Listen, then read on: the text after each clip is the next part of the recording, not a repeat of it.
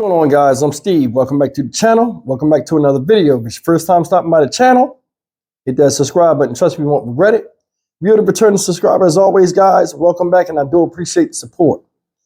Guys, I saw this story on Wednesday, and I was trying to get around to it and almost forgot about it, but here it is now on Saturday. I'm reflecting on this story, and I think this story has a teaching moment in it.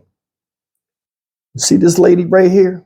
This lady is Imogene King of Jacksonville, Florida, age 30. Shout out Jacksonville. And this woman was involved in a car accident on December 3rd, 2023, in which she badly injured her leg. I want to play this video for you guys.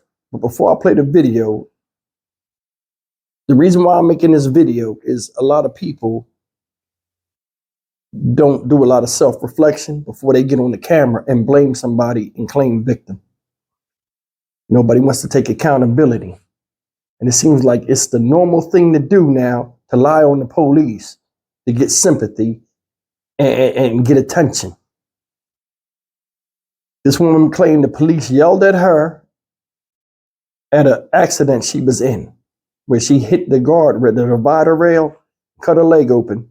She said the police yelled at her, wouldn't allow her to see her family, and wrongly conducted a DUI investigation. This woman has had a lot of activists, community activists and stuff, stand up there with her, let her speak, say her piece, condemn the sheriff's office or whoever was involved in the law enforcement who was there. And she's been exposed. I want to show you this video and we'll come back and talk about it. False. That's how Sheriff T.K. Waters is describing allegations made last Friday by a local woman who was accusing Jacksonville police officers of poor treatment at the scene of a car crash. The driver involved, Imogene King, told reporters last week officers yelled at her to the point that she is still healing. I-Team investigator Tarek Miner is joining us with more of what the sheriff said and what a local pastor is saying in response. Tarek? Well, Sheriff T.K. Waters held a press conference today saying the body-worn camera from 3 of his responding officers proves his officers did not mistreat Imogene King as she alleged. The sheriff calling out the organizer of this news conference, Reverend Gundy, and accusing him of pushing an anti-police narrative. Well, late this afternoon, Pastor Gundy fired back, saying he doesn't believe the sheriff, saying T.K. Waters didn't release the entire video. That's not how this works. We're in the middle of the interstate. Imogene, get in the police car. Imogene, get in there, get out the car. Imogene King refuses to immediately get out of her vehicle after being involved in an accident along I-10, which resulted in an injury to her leg. Minutes later, she agrees to be transported and is taken to the hospital. Sheriff T.K. Waters says the body-worn camera released today from 3 responding officers does not show any mistreatment on behalf of the Jacksonville Sheriff's Office. While this agency will always support citizens' right to free speech and free assembly, we will also speak out against such free speech when it's categorically false and aimed at fostering public distrust in the police. Mr. Gundy's gathering was not about sharing the truth, but rather about pushing an anti-police narrative in the public discourse. During a news conference last week held by members of the Jacksonville Leadership Coalition, Pastor R.L. Gundy let Imogene King speak, where she alleged JSO officers yelled at her, wouldn't allow her to see her family, and wrongfully conducted a DUI investigation. They wouldn't let me get into the ambulance, and the EMTs was trying to tell them that I needed to go because I could bleed out of how much blood was on me. They said that they had to do a breathalyzer test on me before I could get into the ambulance. And I was like, why do I have to take a breathalyzer test? Sheriff Waters says the allegations simply aren't true. Upon full review of the body-worn camera footage, you'll see that no JSO officer requested or completed a breath test of the complainant. As such, the body-worn camera footage affirmatively disproves this allegation of police misconduct. Pastor R.L. Gundy later this afternoon held another news conference doubling down on King's claims, saying 2 other eyewitnesses back her story. I'm not going to call the public official a liar, no. I don't believe the sheriff is lying. People report to him and give him information and give him data and give him what they have on file. But as you well know, and you've known in the history, they don't always give all the information. Pastor Gundy says the video released by the Jacksonville Sheriff's Office doesn't show the beginning and ending of the incident and says he's not pushing an anti-police narrative. Imogene King once again told her side of the story. They were very rude. Well, at first they wasn't yelling. They said, "Can you take a breathalyzer test?" And I said, "Why do I have to take a breathalyzer test if I've done nothing wrong?" So that's when the yelling started, because I asked the question. Now, Sheriff Waters said earlier today that he immediately launched this administrative review into the officer's conduct on Friday, which brought him to this conclusion that his officers did not mistreat Imogene King after her accident. Pastor Gundy, meanwhile, told reporters today that he nor Imogene King have any agenda, and he says he wants the Jacksonville Sheriff's Office to treat people like humans. All right, guys, that's the story, and she's still sticking to it. Now, you seen that was a summary of all the stuff. I want to play you this clip real quick of her sitting in front of the steps when she was making that press conference. They had that press conference, and she was talking. I'm going to show you the first little bit of her talking, and we'll come back and start talking about this. Look. Good morning. My name is Imogene King. On December 3rd, I was driving to my cousin's house. It was like 1 o'clock in the morning. A car swerved into my lane, and it caused me to hit the median on 10. Somebody found me on the side of the road, passed out. My leg was gashed open from the bottom of my knee to the middle of my thigh down to the bone. I was bleeding out. And then the only thing I could think about is calling my mom. When I called my mom, it was my auntie, but I gave them her number when they woke me up.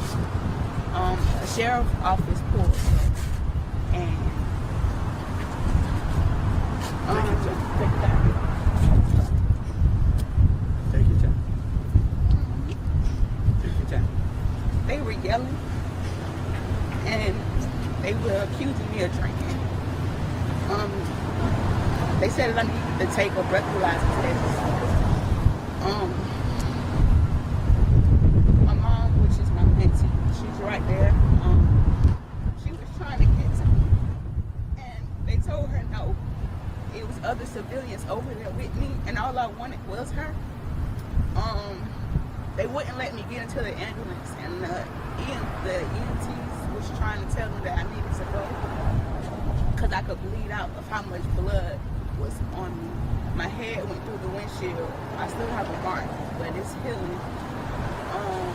I had cuts everywhere. My ankle was messed up. They still held me up. They said that they had to do a breathalyzer test on me before I could get into the ambulance. And I was like, why do I have to take a breathalyzer test? I didn't do anything wrong. I don't drink.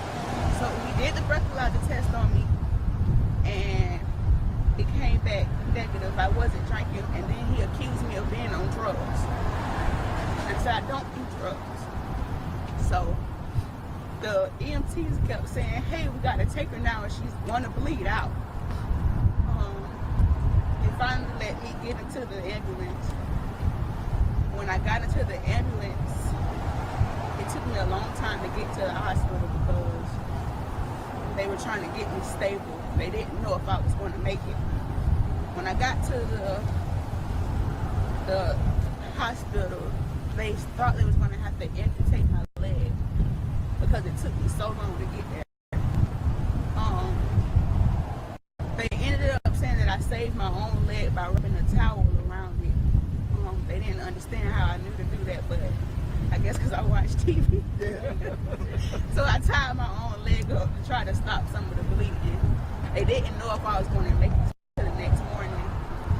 While I was in the hospital, the sheriff's office came back and they did another breathalyzer test on me while I was totally out of it. And they questioned me, don't even remember that. The only reason why I know is because a nurse told me what happened. They said that you remember the sheriff's office coming here, they did a breathalyzer test, and They didn't get any of the lady's information on the scene. She was saying that she was so sorry. She didn't mean to hit me, and all they did was focus on me. It's no police report. It's not anything. It's no record. Only thing is a crash report with one car. I felt like a criminal, like I did something wrong, and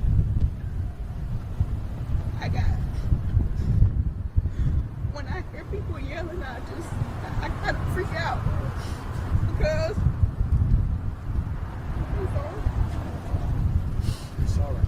I never thought that I'd go through something like that.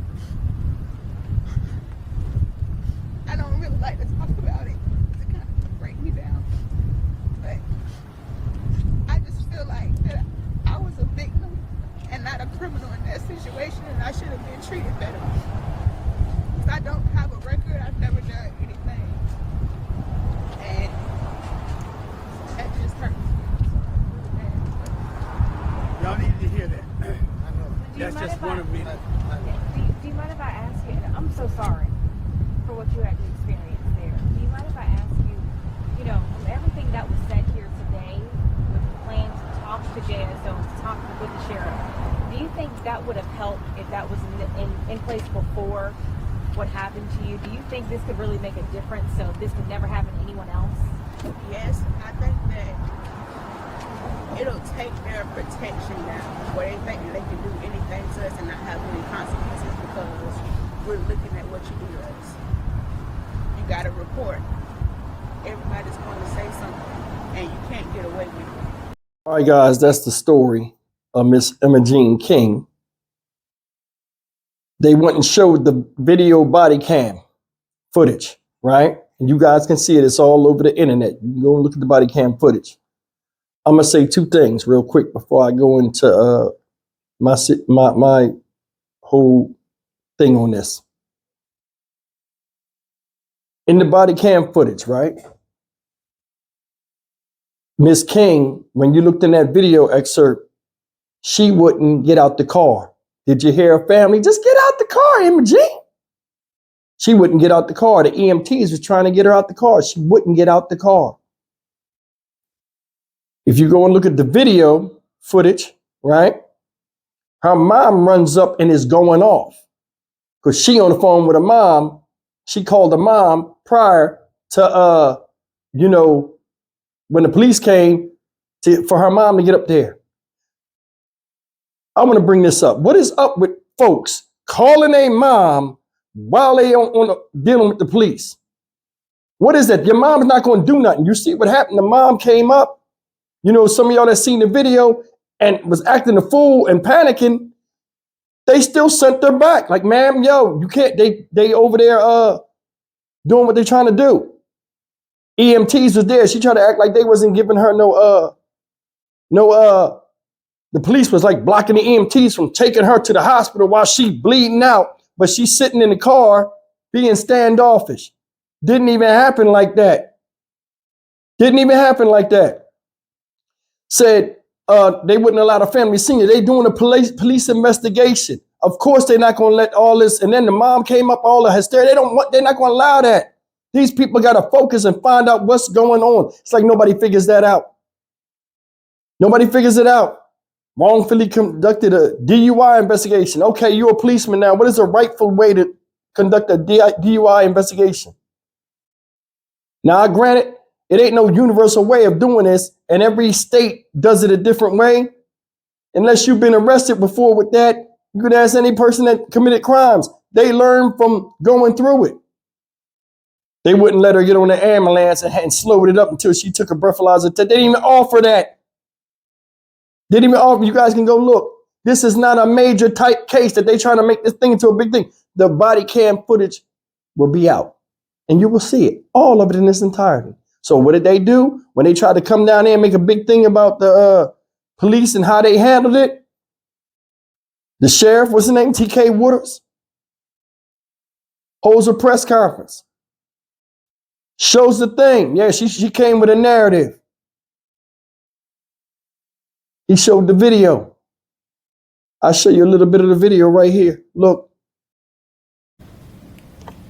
So now what we'll do, you'll see excerpts from the officer's body camera footage.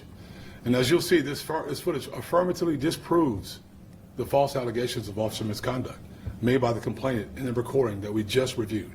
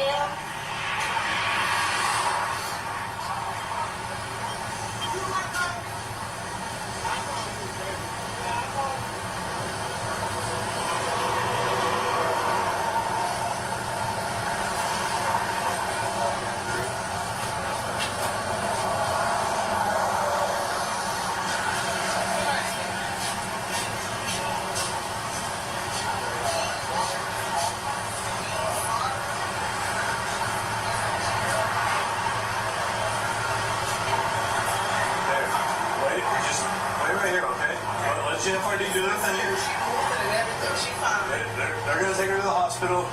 It's probably going to be best if you just go ahead and head on down there here as soon as they get over. They're probably going to take her to Shams. I'll confirm with them before they leave. But I just need you to calm down right now. Let them do their thing, okay?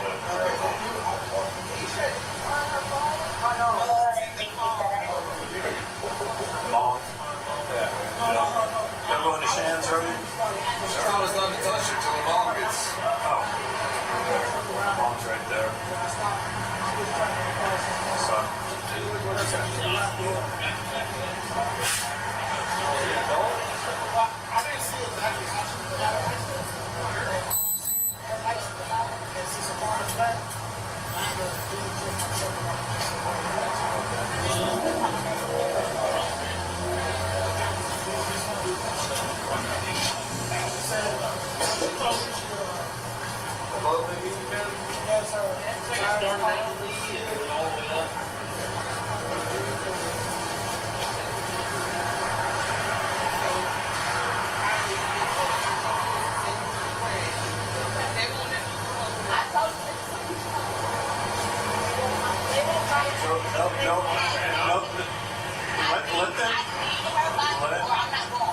Okay, well, that's not how this works. We're in the middle of the interstate. I'm like, Eugene, get in the police car.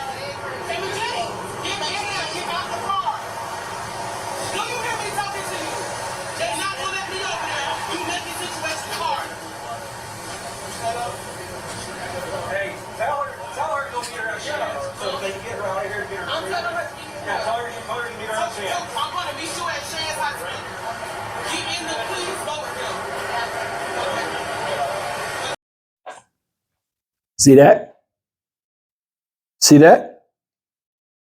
First person said the first responder, the firefighter, EMT or whatever, she won't let us touch her until her mom gets here. Okay? Later on, she on the phone, bleeding out, Jiffy Pop on the damn head. She gonna tell them what's going on. She don't even know she in imminent danger. She had an arterial bleed. Listen, did you see the part where the mom was like, Emma Jean, just get out the car, go with these people. I ain't going nowhere. I ain't going nowhere. She got attitude. That sister soldier attitude you had almost got you killed. Almost made you lose your life. And I'm gonna show you something. A lot of people don't know what's good for them. What if they said, all right, cool. We ain't gonna help you. And she bled out on that scene. And then when they say, oh, the EMTs didn't apply no aid, how you think it would have turned up then? And they say, oh, well, she told us not to touch her, so we ain't touch her. Because you heard her in the thing, I don't have to go. I ain't going. I ain't going. I need more people like me. All right. Pack up this stuff. Let's get out of here. You know what I'm saying? Craziness. Then you get in front of these people in the media and you cry like somebody did you wrong. Never said nothing about no DUI test or you being drunk and all this other stuff. And then she says, oh, well, they were talking about DUI. And I was saying to myself, well, I don't know why I got to take a DUI test. Mouth. Attitude. These people trying to save your damn life and you can't even see it. You're going to tell them what you will and won't do.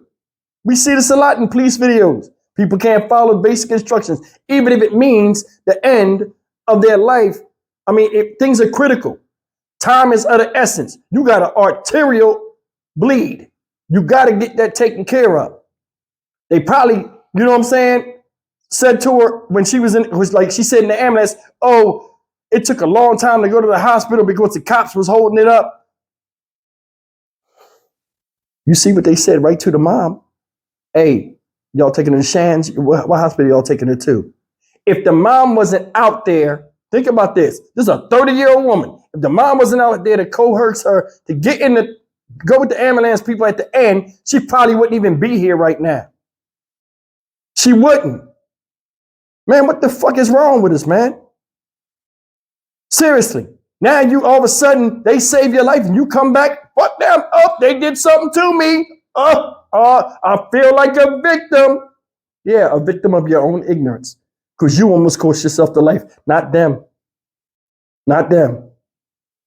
All them people standing up there with her look silly. They went and got other people that said the police did them wrong. Now, don't get me wrong. There are bad cops out there just like they're good ones. We've seen that with Tyree Nichols' case and other cases abroad. But in this case, she was wrong. And she tried to play that narrative off of what happened to other people and the reputation she think the police have and them people behind her patting her back and get them, girl. Yeah. Say you won $50 million. How much do you think you'll have to pay for them? You think they won't ask for nothing? They set it up. They use their connections. You don't think they would have came to pick at your bones too? Crazy. I'm not involving strangers in nothing. In nothing. No fight I got. You know what I'm saying? Even if I'm in a weakened state, I refuse to look weak as a person because I represent people that look like me and people that don't. In another video, this guy up there talking in that press conference, he like, oh, he got a thing with the FBI, like they want the feds to get involved. For what? It's not even that serious of a crime. If it was a crime, then he says, oh, well, we need a tribunal of regular citizens to judge the police. Why? They don't know the law. How's that going to work? Man, I wish somebody would come and say, you want to be on a tribunal to judge police? And I'd be like, I'll pass on that. I'll pass because I don't know the law. You know what I'm saying? And then on top of that, who in it? We be battling all day because I'm not just going to put something on somebody when it goes in line against common sense. She was wrong. Never admit guilt. Won't say nothing. Can't shame her because she thinks she right.